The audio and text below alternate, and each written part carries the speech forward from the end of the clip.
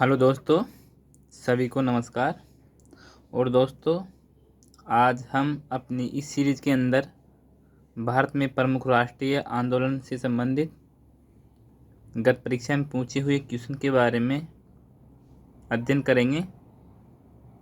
और इसमें प्रमुख महापुरुष जो कि भारत में राष्ट्रीय आंदोलन में प्रमुख योगदान था, उनमें सबसे पहले आपको मालूम ही होगा कि कौन प्रमुख है। तो वह है राष्ट्रपिता। तो इसमें पहला क्वेश्चन है, महात्मा गांधी ने भारत में पहला आंदोलन किस स्थान से प्रारंभ किया। यानी कि महात्मा गांधी, जिसका जन्म 2 अक्टूबर 1869 ईस्वी को गुजरात के पोरबंदर जिले में हुआ, और वह सबसे पहला सफल आंदोलन कहाँ से शुरू किया था। तो इसमें पहला ऑप्शन है चंपारण, दूसरा सूरत, तीसरा दांडी और चौथा वर्धा। तो इसमें 3 स्थान गुजरात के हैं और एक वर्धा जो महाराष्ट्र में है। तो इसमें कहाँ से शुरू किया था। तो इसमें ऑप्शन नंबर कौन सा सही होगा, ऑप्शन नंबर फर्स्ट। तो ये कब किया था चंपारण आंदोलन, और इसकी शुरुआत सबसे पहले क्यों की गई थी। तो जब दक्षिणी अफ्रीका से महात्मा गांधी ने 9 जनवरी 1915 को भारत में लौटने के बाद में पहला सत्याग्रह आंदोलन ये चंपारण बिहार जिले में स्थित है, वहाँ से शुरू किया था। कब किया था, 1917 को। यानी कि जब सबसे पहले महात्मा गांधी बिहार के चंपारण जिले में इस आंदोलन की शुरुआत की थी, तो क्योंकि सबसे पहले महात्मा गांधी ने राजकुमार शुक्ला ने आमंत्रित किया था महात्मा गांधी को इस चंपारण आंदोलन को विश्व स्तर पर फैलाने के लिए। और ये मामला 19वीं सदी के समाप्त होते होते बहुत ऊंचाई पर फैल गया। तो इसमें मोस्ट बात यही हो सकती है कि महात्मा गांधी को आमंत्रित कौन से व्यक्ति ने किया था। तो उसमें होगा राजकुमार शुक्ला ने गांधी जी से सर्वप्रथम लखनऊ में भेंट की गई थी और उन्हें चंपारण आने के लिए आग्रह किया था। तो ऑप्शन नंबर पहला सही होगा, चंपारण 1917 में। अगला क्वेश्चन है दोस्तों, चंपारण के किसानों का नेतृत्व करने के लिए गांधी जी को किसने आमंत्रित किया था। तो अभी हमने ऊपर पढ़ा था कि गांधी जी सर्वप्रथम 1917 में चंपारण किसान आंदोलन में भाग लिया था, और किसके आमंत्रित करने पर लिया था। तो पहला ऑप्शन है राजेंद्र प्रसाद, दूसरा है राजकुमार शुक्ला, तीसरा है ब्रजकिशोर प्रसाद सिंह और चौथा है बिंदेश्वरी प्रसाद। तो इसमें ऑप्शन नंबर 2 सही हो जाएगा। राजकुमार शुक्ला के लखनऊ में महात्मा गांधी जी से भेंट हुई थी, और उस समय महात्मा गांधी जी से भेंट होने के बाद में राजकुमार शुक्ला ने चंपारण आने के लिए महात्मा गांधी से आग्रह किया था। तो ऑप्शन नंबर 2 सही होगा, राजकुमार शुक्ल। अगला क्वेश्चन है दोस्तों, गांधी जी का चंपारण आंदोलन किसके लिए था। यानी जो गांधी जी ने 1917 में चंपारण आंदोलन शुरू किया था, तो वह प्रमुख रूप से किसके लिए शुरू किया गया था। यानी उसमें किसके अधिकारों का हनन हो रहा था। तो ये हरिजनों के अधिकरण के लिए था, या नागरिक आज्ञा भंग आंदोलन था, या हिंदू समाज की एकता बनाए रखने के लिए था, या नील कामदारों की समस्याओं को हल करने के लिए था। तो दोस्तों इसमें कौन सा ऑप्शन सही होगा, इसमें ऑप्शन नंबर चौथा सही होगा। क्योंकि दोस्तों जब 19वीं सदी के समाप्त होते होते जर्मनी के रासायनिक रंगों ने बाजार में नील का स्थान ले लिया था। यानी कि ये नील हमें किसकी देन है, ये यूरोप की देन है। तो उसने बाजारों का स्थान ले लिया था, और चंपारण के यूरोपीय बागान मालिक नील की खेती बंद करने के लिए विवश हो गए, और किसान भी नील की खेती से छुटकारा पाना चाहते थे। और गोरे व बागान मालिकों ने किसानों की मजबूरी का फायदा उठाकर उन्हें अनुबंध से मुक्त करने के लिए लगान एवं अन्य गैर कानूनी टैक्स की दर मनमाने ढंग से बढ़ा दी और किसानों ने इसी उत्पीड़न के विरोध में गांधी जी ने चंपारण सत्याग्रह शुरू किया गया था। तो नील कामदारों की समस्या को हल करने के लिए चंपारण आंदोलन शुरू किया गया था 1917 में। ऑप्शन नंबर चौथा सही होगा। और दोस्तों क्वेश्चन इस प्रकार भी पूछा जा सकता है आपको कि गांधी जी को महात्मा की उपाधि किसने दी। तो दोस्तों गांधी जी चंपारण सत्याग्रह का सफल नेतृत्व करने के कारण ही गांधी जी को रविंद्रनाथ टैगोर ने पहली बार उन्हें महात्मा कहा। यानी कि जब गांधी जी पहला सत्याग्रह यानी कि पहला चंपारण आंदोलन में सफल नेतृत्व करने के कारण ही उसने महात्मा की उपाधि गांधी जी को दी। अगला क्वेश्चन दोस्तों, ब्रिटिश सरकार ने महात्मा गांधी को जो उपाधि दी थी और जिसे उन्होंने असहयोग आंदोलन में वापस कर दिया था वह थी, यानी कि वह कौन सी उपाधि थी जो ब्रिटिश सरकार ने महात्मा गांधी को दी थी और उन्होंने यानी कि महात्मा गांधी ने असहयोग आंदोलन में उसे वापस कर दिया था। तो क्या वह हिंद केसर की उपाधि थी या केसर ए हिंद की या राय बहादुर की या राइट टच ऑनरेबल की। तो दोस्तों इसमें कौन सा ऑप्शन सही होगा। दोस्तों इसमें ऑप्शन नंबर 2 सही होगा, केसर ए हिंद की उपाधि। यानी कि ये कब मिली थी महात्मा गांधी को। तो दोस्तों जिस समय महात्मा गांधी भारत आए थे, यानी कि भारत कब आए थे, तो 9 जनवरी 1915 को महात्मा गांधी भारत आए थे। उस समय द्वितीय विश्व युद्ध यानी कि 1914 से 1918 तक सेकेंड वॉर चल रहा था और यह युद्ध चलने के समय जब महात्मा गांधी भारत आए थे तो उन्होंने सरकार के युद्ध प्रयासों में मदद की, जिसके लिए सरकार ने उन्हें केसर ए हिंद सम्मान के रूप में सम्मानित किया और जिसे उन्होंने असहयोग आंदोलन में वापस कर दिया। और इसी को देखते हुए अन्य लोगों ने भी जो उपाधि दी थी उसे भी वापस कर लिया। और जैसे कि जमनालाल बजाज ने राय बहादुर की उपाधि दी थी तो उन्होंने भी उसे वापस कर दिया। और जमनालाल बजाज को गांधी जी का 5वां पुत्र भी कहा जाता है। ये सब आपको याद होगा दोस्तों। तो अगर नहीं है तो एक बार और बता देता हूँ आपको कि जमनालाल बजाज को गांधी जी का 5वां पुत्र कहते हैं, क्योंकि गांधी जी के 4 पुत्र तो ऑलरेडी पहले ही थे और जमनालाल बजाज को 5वां पुत्र भी कहा जाता है। अगला क्वेश्चन है दोस्तों, महात्मा गांधी को किस संघर्ष के दौरान भारतीय एम्बुलेंस इकाई का गठन करने के लिए केसर ए हिंद सम्मान से नवाजा गया था। यानी कि महात्मा गांधी को किस संघर्ष के दौरान भारतीय एम्बुलेंस इकाई का गठन करने के लिए केसर ए हिंद सम्मान से नवाजा गया था। तो इसमें कौन सा ऑप्शन सही होगा। द्वितीय बोहर युद्ध, प्रथम विश्व युद्ध और प्रथम विश्व युद्ध, प्रथम विश्व युद्ध और द्वितीय विश्व युद्ध, द्वितीय बोहर युद्ध और द्वितीय विश्व युद्ध।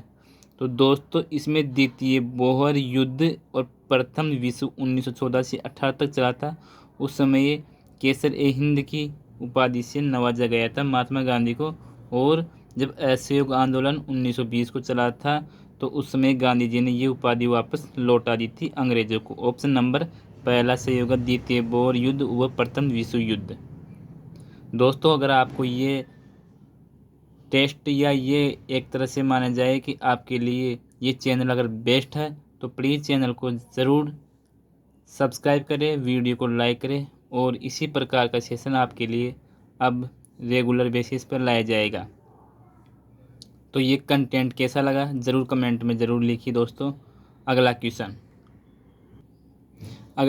दोस्तों, जलियांवाला बाग नरसंहार किस शहर में हुआ था। तो दोस्तों ये क्वेश्चन तो आपको ज़रूर याद होगा क्योंकि आप इसको तो बार बार पढ़ते रहे होंगे। फिर भी नहीं है तो बता देता हूँ दोस्तों, क्योंकि जिन्होंने अभी तैयारी शुरू की थी तो उन्होंने इसका मालूम नहीं होगा। तो दोस्तों पहला ऑप्शन है नागपुर में, दूसरा दिल्ली में, तीसरा कलकत्ता में, चौथा अमृतसर में। ये 2017 के अंदर दिल्ली पुलिस कांस्टेबल एग्जाम में पूछा हुआ क्वेश्चन है दोस्तों। तो इसमें ऑप्शन नंबर चौथा हो जाएगा अमृतसर। और जलियांवाला बाग नरसंहार कब हुआ था? तो ये 13 अप्रैल 1919 को हिंदी महीने के बैसाख के दिन हुआ था। और ये जलियांवाला बाग अमृतसर पंजाब में हुआ था। इस समय ऐसा भी पूछा जाता है कि इस समय भारत का वायसराय कौन था? तो दोस्तों 1916 से 1921 के मध्य वायसराय लॉर्ड चेम्सफोर्ड था, जिन्होंने यह गोलीकांड हत्याकांड शुरू किया था। और इसी के समय रॉलेट एक्ट 1919 भी पास हुआ था। तो भारत सरकार अधिनियम 1919 या फिर मॉन्टेग्यू चेम्सफोर्ड सुधार भी लाया गया था 1919 के समय। तो लॉर्ड चेम्सफोर्ड वायसराय था और ये किसके नेतृत्व में? जनरल डायर के निर्देश पे ये गोलीकांड किया गया था। तो इसमें ऑप्शन नंबर कौन सा सही होगा दोस्तों? अमृतसर। अगला क्वेश्चन है दोस्तों, रॉलेट अधिनियम रॉलेट अधिनियम 1919 का विरोध किया गया था क्योंकि रॉलेट एक्ट अधिनियम 1919 का विरोध क्यों किया गया था? तो इसने मुसलमानों के लिए पृथक निर्वाचन क्षेत्रों का अधिकार प्रदान किया, प्रांतों में द्वैत शासन लागू किया था, इसने भारतीयों के हथियार रखने पर रोक लगाई, इसने अभिव्यक्ति की स्वतंत्रता जैसे मौलिक अधिकारों पर अंकुश लगाया था तथा पुलिस को और अधिक अधिकार दिए थे। तो दोस्तों इसका विरोध क्यों किया गया था? तो ऑप्शन नंबर चौथा सही होगा इसमें। इसने अभिव्यक्ति की स्वतंत्रता बोलने की आज़ादी, जो कि मौलिक अधिकार अनुच्छेद 19 में दिया गया है हमारे संविधान में, जैसे मौलिक अधिकारों पर अंकुश लगाया तथा ये पुलिस को अधिक अधिकार दिए थे। तो दोस्तों इसमें और किन के बारे में? क्योंकि इसमें प्रांतों में द्वैत शासन लागू भी किया गया था और इसने मुसलमानों के लिए पृथक निर्वाचन क्षेत्रों का अधिकार प्रदान किया गया था। तो ये तो इसमें विशेष था, लेकिन अंकुश क्यों लगाया गया था? तो इसने अभिव्यक्ति की स्वतंत्रता जैसे मौलिक अधिकारों पर अंकुश लगाया था और पुलिस को और अधिक अधिकार दिए थे। ऑप्शन नंबर चौथा सही होगा। अगला क्वेश्चन है दोस्तों, लॉर्ड चेम्सफोर्ड ने हंटर कमेटी की नियुक्ति किस घटना की जांच के लिए की थी? लॉर्ड चेम्सफोर्ड जो 1916 से 1921 तक भारत का वायसराय रहा, तो उसने किसकी नियुक्ति की, किसकी जांच करने के लिए ये कमेटी गठन किया गया था? तो जलियांवाला बाग नरसंहार के लिए, कामागाटा मारू घटना के लिए, या मोपला विद्रोह के लिए, या चोरी घटना के लिए? तो दोस्तों इसमें ऑप्शन नंबर फर्स्ट सही होगा, जलियांवाला बाग नरसंहार के लिए। और अभी हमने बताया कि जलियांवाला बाग नरसंहार 13 अप्रैल 1919 में हुआ था और इसकी जांच करने के लिए ब्रिटिश सरकार ने एक ब्रिटिश हंटर को ही उसका अध्यक्ष नियुक्त करके उसकी जांच करवाने के लिए इस कमीशन का गठन किया गया था। और ये कमीशन 1920 में अपनी रिपोर्ट प्रस्तुत करता है और दुर्घटना के लिए सरकार को दोषी नहीं माना है। कि जो हंटर कमेटी थी उसने सरकार को इस दुर्घटना के लिए दोषी नहीं माना और इस घटना और कहा गया है कि अपनी रिपोर्ट में कि इस उपद्रव क्रांति का रूप ग्रहण कर लेते ही अतः मार्शल लॉ अनिवार्य था। कि मार्शल लॉ ऐसा लॉ है जिसमें किसी को न पूछकर या किसी को कुछ के बारे में भी न बताकर डायरेक्ट जेल में अंदर कर देते हैं। तो भीड़ की अधिकता को देखते हुए गोली चलाना पूर्णतः न्यायोचित था, ये हंटर ने कहा। और साथ ही हंटर कमीशन ने डायर के इस कार्य को केवल निर्णय लेने की भूल बताया। जनरल डायर को उसके अपराध के लिए नौकरी से हटना पड़ा, किंतु ब्रितानी अखबार कि जो ब्रिटिश में अखबार छपते थे, ब्रिटिश में जो छपते थे उन्होंने कहा कि ब्रिटिश साम्राज्य का रक्षक जनरल डायर है और ब्रिटिश साम्राज्य का शेर कहा। तो सरकार ने उसकी सेवाओं के लिए उसे मान की तलवार की उपाधि भी दी। इस हत्याकांड के बाद में। तो दोस्तों इसका ऑप्शन नंबर फर्स्ट सही हो जाएगा। जलियांवाला बाग नरसंहार के लिए हंटर कमेटी की नियुक्ति की गई, ऑप्शन नंबर फर्स्ट। अगला क्वेश्चन है दोस्तों, निम्नलिखित में से किसने जलियांवाला बाग नरसंहार के लिए माइकल ओडायर की हत्या की? ऑप्शन नंबर फर्स्ट है भगत सिंह, दूसरा है चंद्रशेखर आज़ाद, और तीसरा है उधम सिंह, और चौथा है दोस्तों खुदीराम बोस। तो जलियांवाला बाग नरसंहार के लिए माइकल ओडायर की हत्या करने वाला कौन था? तो उधम सिंह, यानी कि उधम सिंह ने जनरल ओडायर की हत्या की थी मार्च 1940 में, जब पंजाब के क्रांतिकारी नेता, यानी कि ये उधम सिंह पंजाब के क्रांतिकारी नेता थे, और इन्होंने जब जलियांवाला बाग हत्याकांड हुआ था उस वक्त इनका बदला लेने के लिए यह पंजाब के गवर्नर जनरल ओडायर को, जिसे माइकल डायर कहते हैं, लंदन में हत्या कर दी थी, और उसे बाद में उधम सिंह को गिरफ्तार करके उसको मृत्युदंड दे दिया गया था।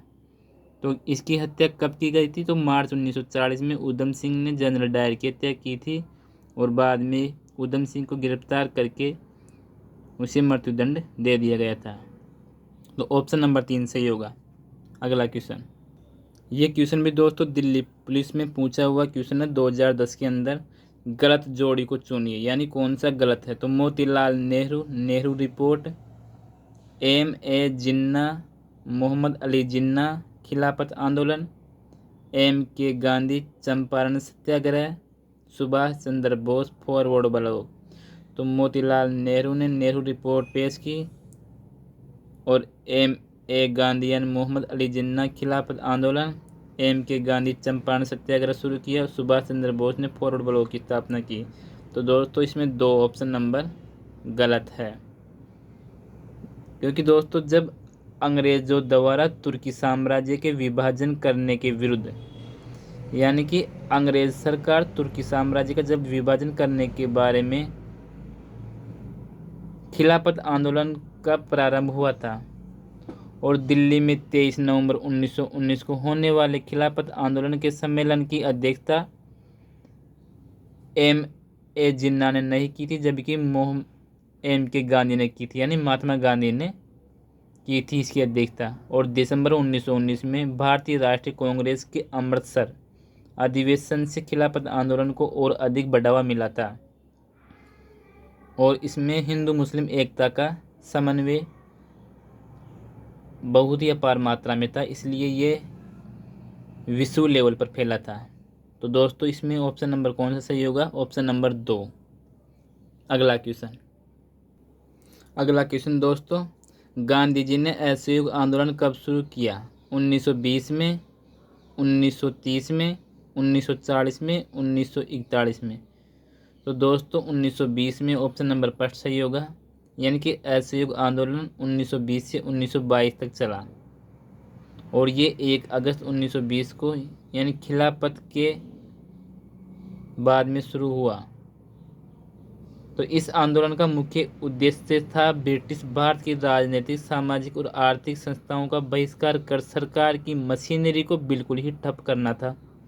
यानी दिसंबर 1920 में जब नागपुर में कांग्रेस का अधिवेशन चल रहा था, तो असहयोग प्रस्ताव से संबंधित लाला लाजपत राय, चित्तरंजन दास ने अपना विरोध वापस ले लिया था। तो दोस्तों इसमें ऑप्शन नंबर फर्स्ट सही हो जाएगा, 1920।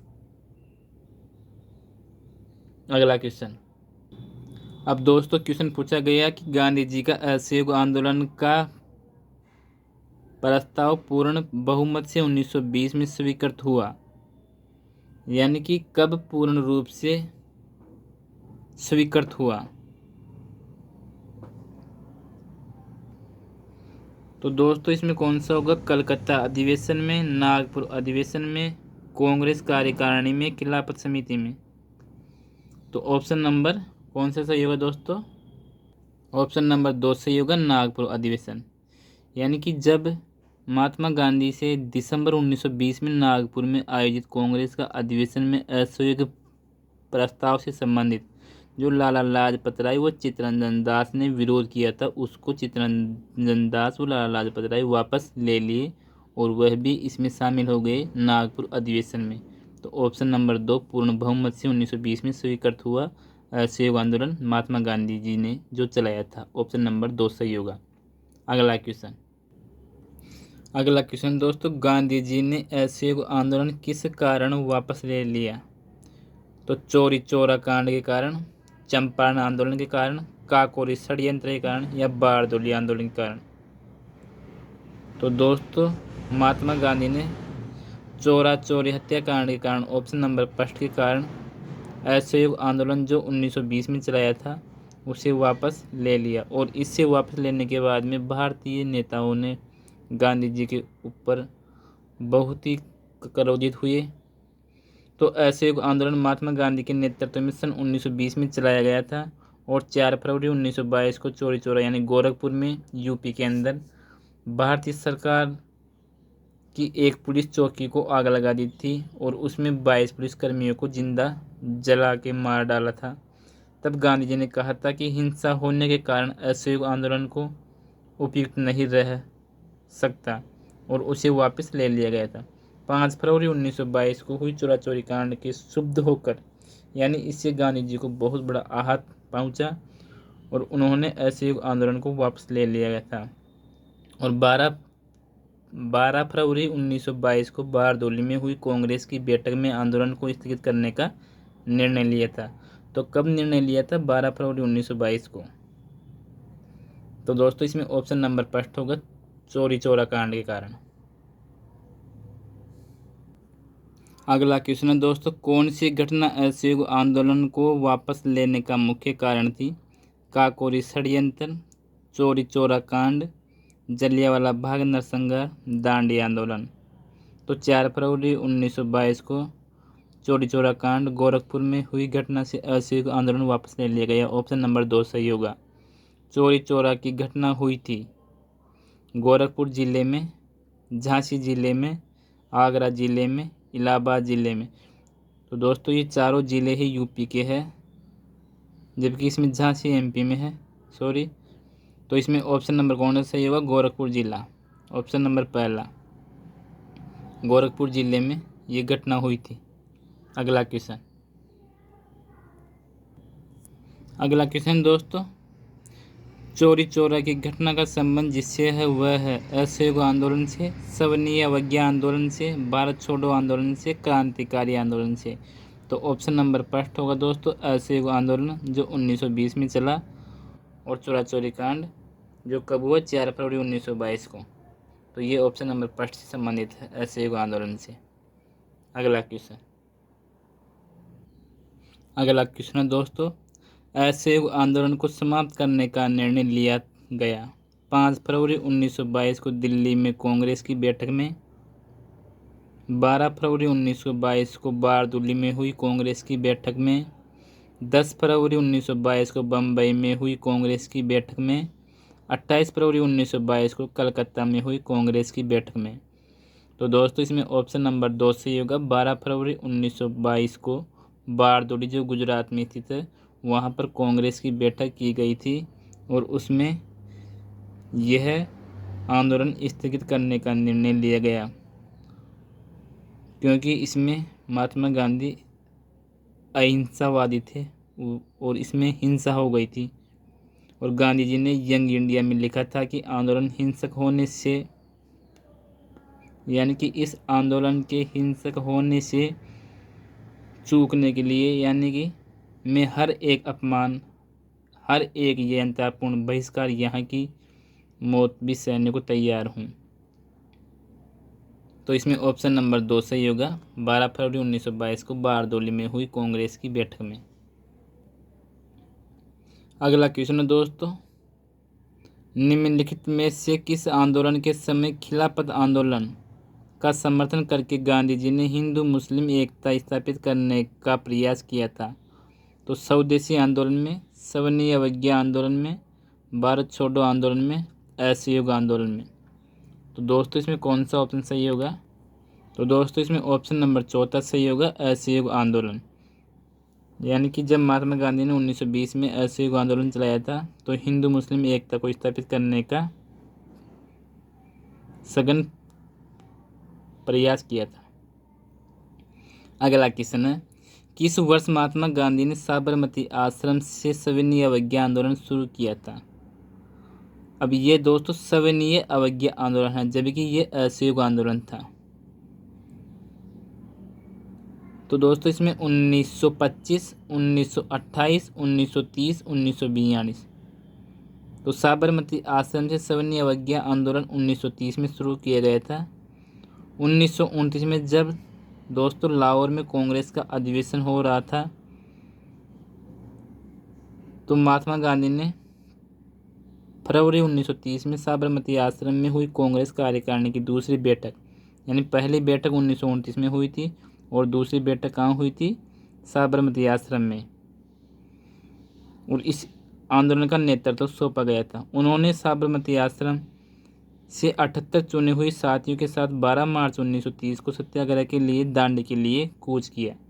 24 दिन की ये लंबी यात्रा 6 अप्रैल 1930 को दांडी में पहुंची और उसने वहां पर नमक कानून भंग किया और नमक तोड़कर औपचारिक रूप से सविनय अवज्ञा आंदोलन का शुभारंभ किया। तो कब किया? 1930 में। ऑप्शन नंबर 3 सही होगा दोस्तों। तो दोस्तों आज की सीरीज यहीं एंड करते हैं। कल फिर हम पढ़ेंगे इस राष्ट्रीय आंदोलन में प्रमुख नेताओं का योगदान क्या रहा और उनके बारे में हम अगली सीरीज के में आपके लिए लाया जाएगा। दोस्तों अगर चैनल अच्छा लगे तो सब्सक्राइब करें, वीडियो को लाइक करें और अपने दोस्तों के साथ शेयर करें। पढ़ते रहिए, हंसते रहिए, खुश रहिए। ओके दोस्तों।